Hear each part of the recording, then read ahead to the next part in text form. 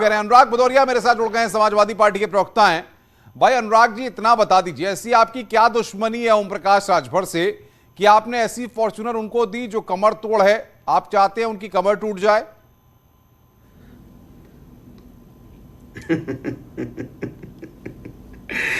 Samajwadi party, भाई उन्होंने कहा है प्रेस कॉन्फ्रेंस में, ये मेरे शब्द नहीं है। यह सबसे बड़ी बात है कि तो आप अंदाजा लगा सकते हैं कि इस तरह के शब्दों का तो इस्तेमाल भी नहीं होना चाहिए, क्योंकि आप तो अब छोड़ो, इस सब बातों का कोई मतलब नहीं है। मैं तो सिर्फ इतनी बात जानता हूं कि राजनीति में जब आप होते हो और राजनीति में जब आप राजनीति करते हो तो आपको ये देखना चाहिए कि आपकी भाषा शैली क्या है, आप किस भाषा शैली का इस्तेमाल कर रहे हैं।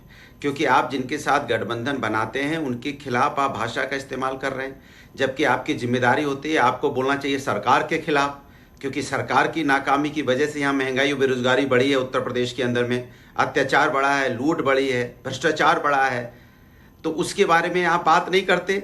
एक बार भी सरकार के खिलाफ नहीं जाएंगे, सरकार से मिलेंगे, सरकार के नेताओं से मिलेंगे, गठबंधन में साथी हैं कि नहीं है ओम प्रकाश राजभर के खिलाफ बात करेंगे। सुनिए, सुन तो लीजिए, मेरी बात सुन लीजिए, पहले अपनी बात पूरी कर लूं। और समाजवादी पार्टी के खिलाफ आप बोलेंगे और समाजवादी पार्टी के राष्ट्रीय अध्यक्ष के खिलाफ बोलेंगे, जिनका व्यक्तित्व इतना बड़ा है। हमें तो राजभर जी ने जब राजनीति भी शुरू नहीं की होगी तब से वो साइकिल चला रहे हैं। 96 से हम लोग जानते हैं कि साइकिल पे हैं लगातार।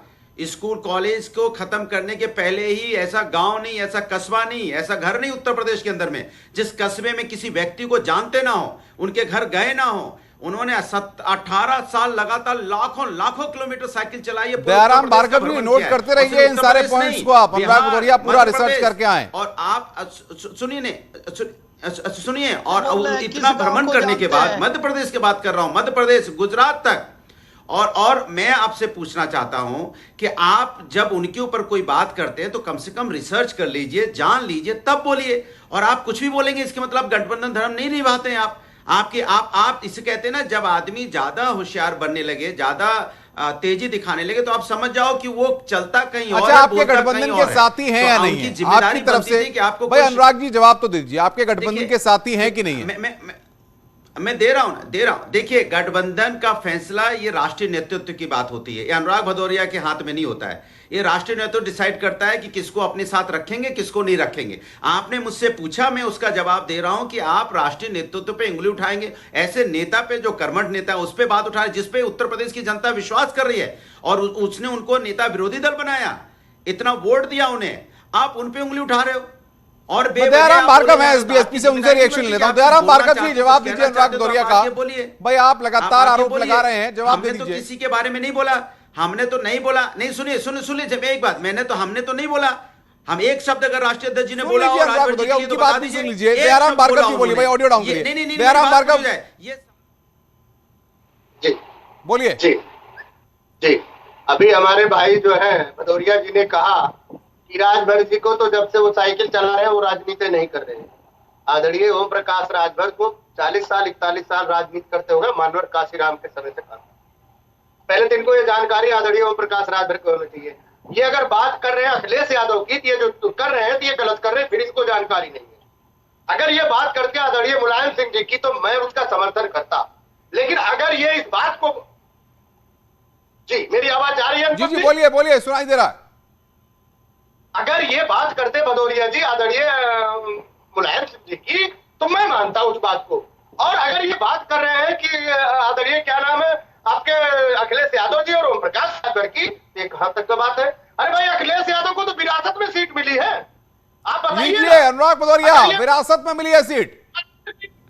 और ओम प्रकाश राजभर ने 27 अक्टूबर 2002 को परिवार के साथ इन्होंने अपनी पार्टी बनाई है। और संघर्ष के साथ ही अगर इनको ये जानकर हैरत होगा। अरे सुन लीजिए अब अनुराग भदौरिया की बात सुन लीजिए। ये हमको बताए भदौरिया जी, आप ताल्लुकात किससे कर रहे हैं? अखिलेश यादव जी से कर रहे हैं? ये क्लियर कर जोश।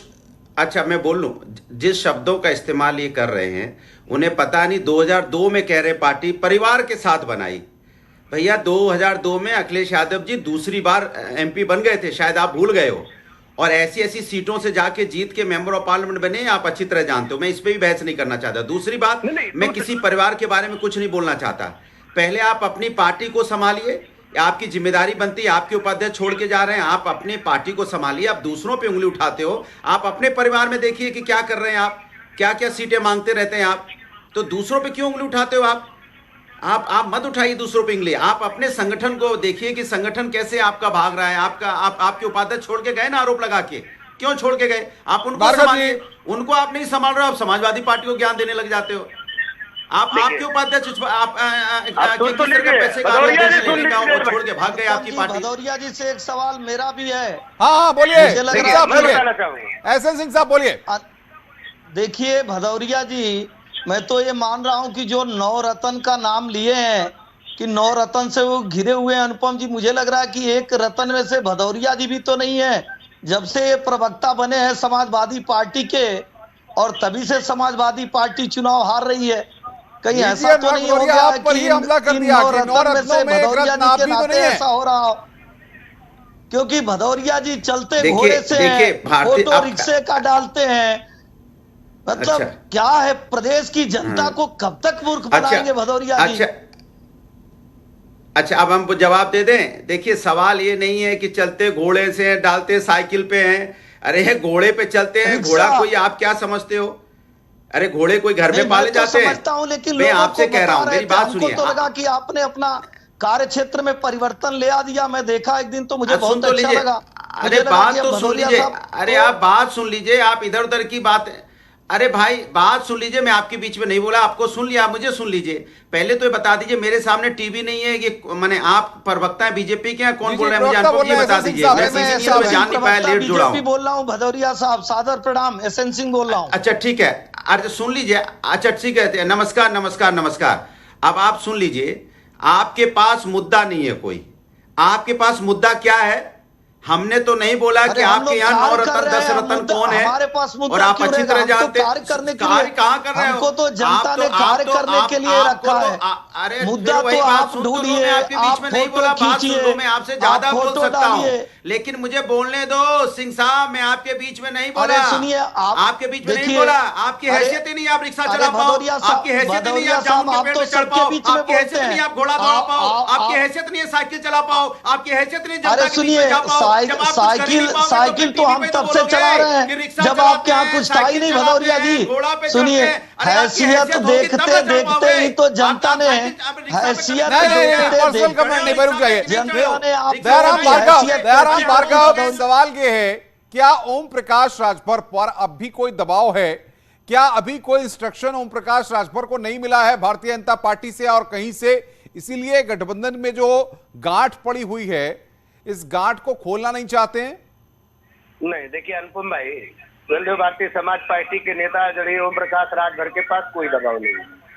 क्लियर कट की बात है। अगर हम 14 जुलाई तक कह रहे हैं तो समाजवादी पार्टी की तरफ से, जैसे हमारे 9 रत्नों में हमारे ये भदौरिया जी, इनको ही मैं माध्यम मान लेता हूँ। भदौरिया जी 9 रत्नों में हैं, आप मानते हैं? दयाराम भार्गव जी, भदौरिया जी 9 रत्नों में हैं। डिबेट में आके प्रकाश राजभर की बात करते हैं। अरे कम से कम भदौरिया जी अगर सड़क से लेके गाँव में जाते, नगरों में जाते, तहसीलों में जाते तो आपको समझ में आता। खाली आकर के टीवी में हल्ला करना, चिल्लाना ये ठीक नहीं है। अच्छा बोलूं, आप अभी सारे चुनाव हार करके, अरे कौन बदतमीज आदमी है ये? भगाओ इसको, बदतमीज आदमी को पता नहीं है। तहसील की स्पेलिंग जानते हो क्या लिखा जाता है? तहसील की स्पेलिंग मालूम है? तहसील की मालूम है? बदतमीज आदमी, गाँव का मतलब समझते हो कि क्या गठबंधन सही है कि गलत है? बुला लिया जिसको गाँव का मतलब पता नहीं है, चिल्लाने टीवी पे है। सम्मान क्यों नहीं दिया? किस बात को बुला लिया? मुझे पागल नजर आ रहा है, ये पागल नजर आ रहा है मुझे, इसको मालूम नहीं क्या बोलना है। ये तो तहसील की बात कर रहा है। तहसील की स्पेलिंग पता है क्या? तहसील की स्पेलिंग मालूम है? गांव किधर होता है पता है? नहीं गांव किधर है? गांव कहाँ है बताना जरा, कौन सी तहसील में गांव है आपका, जरा बताना।